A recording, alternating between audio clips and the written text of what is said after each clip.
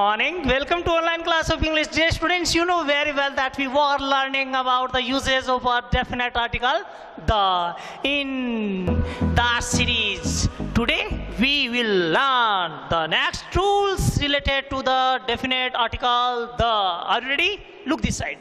प्यारे बच्चों, हम लोग अध्ययन कर रहे हैं, आनंद आ रहा है। मेरे को लग रहा है कि आप आर्टिकल्स पढ़कर बड़े ही प्रसन्न अपने आप को फील कर रहे हो, क्योंकि पहली बात तो ये मैं आपको बहुत विस्तार से आर्टिकल्स के बारे में बता रहा हूँ। फिर भी आप चिंता मत करो, आपकी हर समस्या का समाधान होगा। प्यारे बच्चों, आप बस मेरे को कमेंट बॉक्स में लिख कर बता दीजिएगा कि कैसे क्या लग रहे हैं। देखो स्टूडेंट्स, अगला आर्टिकल का हम लोग प्रयोग पढ़ते हैं, याद रख के चलना। वो ये है कि before human nouns used as a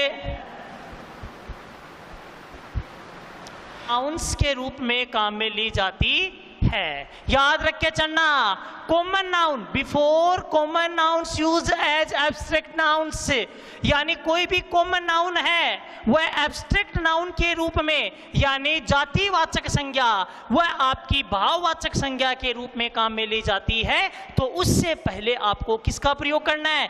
the का प्रयोग करना है। मैंने लिखा mother in her cried out. देखिए स्टूडेंट्स, यहाँ पर mother in her cried out मैंने लिखा। यहाँ पे मदर क्या है? ये तो कॉमन नाउन है बेटा, ये तो क्या है? कॉमन नाउन है। लेकिन इसका अर्थ क्या लग रहा है? देखो मदर इन हर, यानी उसके अंदर की माता, ये क्या है? एब्स्ट्रैक्ट। ये भाव है ना कि उसका मातृत्व है ना, वो चिल्ला उठा, रो पड़ा। समझ रहे हो मेरी बात? कि कोई भी कॉमन नाउन है वह जब एब्स्ट्रैक्ट नाउन के रूप में काम में ली जाती है तो उससे पहले द का प्रयोग करना है। मैंने यहाँ पे लिख दिया student in me is not dead. मेरे अंदर का विद्यार्थी है वो अभी मरा नहीं है। अब यहाँ स्टूडेंट ये भी कॉमन नाउन है, लेकिन देखो स्टूडेंट इन मी किसका मतलब है? इसका मतलब है भाव, फीलिंग्स, एब्स्ट्रैक्ट नाउन्स। तो याद रख के चलना कि जब किसी भी कॉमन नाउन का प्रयोग एक एब्स्ट्रैक्ट नाउन के रूप में किया जाता है तो उससे पहले द का प्रयोग किया जाता है। बताइए ये इसमें यहाँ पे आपके कोई दिक्कत है क्या? कोई समस्या है क्या? आप देखो बेटा, याद रखना, कोई भी ऑफिस या सिनेमा या थिएटर या स्टेशन या बस स्टॉप, इनसे पहले आपको किसका प्रयोग करना है? द का प्रयोग करना है। कैसे? जैसे मैंने लिख दिया he was waiting for me at the station. वो मेरे लिए कहाँ इंतजार कर रहा था? स्टेशन पर इंतजार कर रहा था। We all are going to the cinema। हम कहाँ जा रहे हैं? सिनेमा में जा रहे हैं। तो प्यारे बच्चों, office, cinema, theatre, station, bus stop, इनसे पहले आपको द का प्रयोग करना है। बताइए ये बात आपके समझ में आई या नहीं आई? कोई दिक्कत है क्या? कि मैंने बताया कि आपको office, cinema, theatre, station, bus stop, इनसे पहले द का प्रयोग करना है। अगला नियम क्या है? याद रख के चलना। अगला नियम आपका है कि बिफोर, अगला नियम है बिफोर नाउन्स शोइंग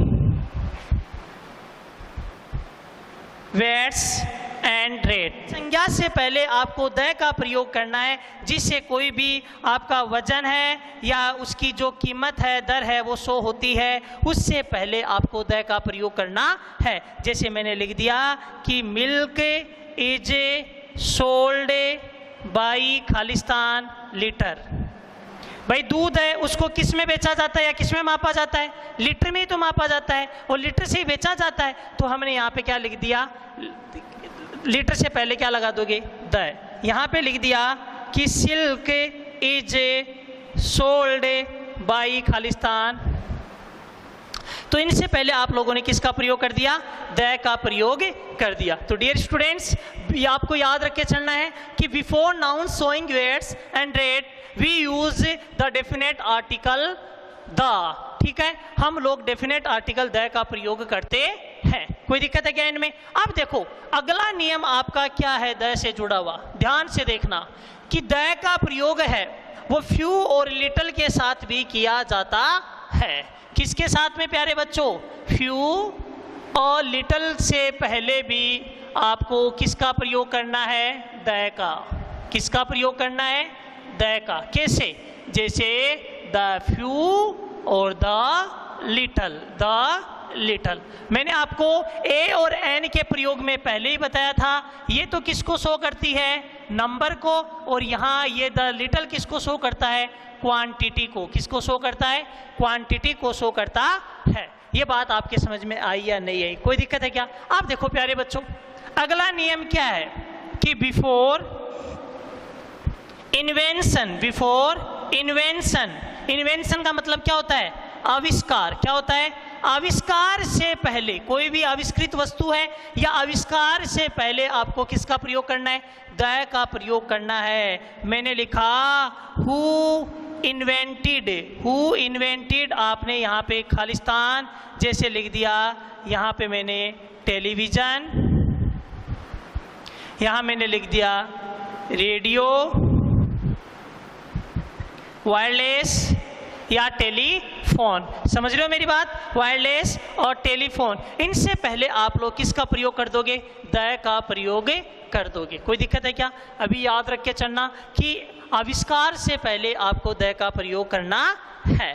अब अगला नियम आपका क्या है? वो बेटा ये है कि द का प्रयोग है वो याद रखना यदि कोई भी सेंटेंस की स्ट्रक्चर है वो क्या हो? या noun plus preposition plus noun हो। यदि किसी भी सेंटेंस की कंस्ट्रक्शन या स्ट्रक्चर है वह noun plus preposition plus noun हो तो आपको याद रख के चलना फर्स्ट नाउन से पहले किसका प्रयोग कर देना है? द का प्रयोग कर देना है। कैसे? जैसे मैंने लिख दिया कि gold of Africa is famous. Students of this class are hard working। ये सेंटेंस हमने लिखा पहला। मैंने आपके सामने यहाँ पे लिख दिया है कि खालिस्तान गोल्ड, ये क्या है? नाउन है। ये क्या है? प्रीपोजिशन है। और ये क्या है? Noun. Noun plus preposition plus noun हो तो क्या किसका प्रयोग कर दोगे? द का प्रयोग कर दोगे। बात समझ में आ रही है मेरी? कि किसी भी स्ट्रक्चर की, किसी भी सेंटेंस की स्ट्रक्चर या कंस्ट्रक्शन है, noun plus preposition plus noun हो तो आपको फर्स्ट नाउन से पहले द का यूज करना है। अब देखो स्टूडेंट, सबसे शानदार बात आती है वो मैं यहाँ पे लिख रहा हूँ। यदि किसी भी सेंटेंस में most of, each of, any of, all of, many of,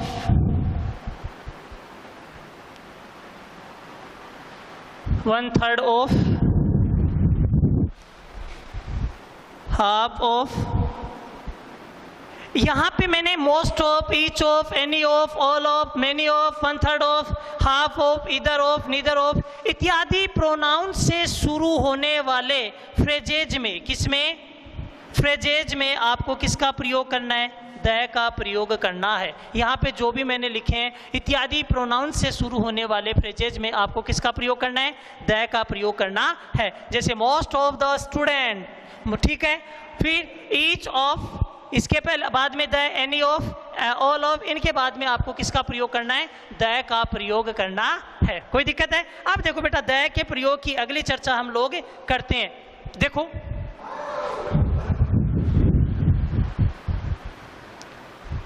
before proper nouns qualified adjectives. याद रखिए चलना बेटा, बहुत शानदार नियम है ये, बहुत ही शानदार नियम है। Before proper nouns qualified by adjectives, यानी उन प्रॉपर नाउन से पहले आपको द का प्रयोग करना है जो एडजेक्टिव्स के रूप में पहचाने जाती है या एडजेक्टिव्स से उनकी पहचान बनती है। कैसे? जैसे मैंने यहाँ पे लिखा ब्यूटीफुल,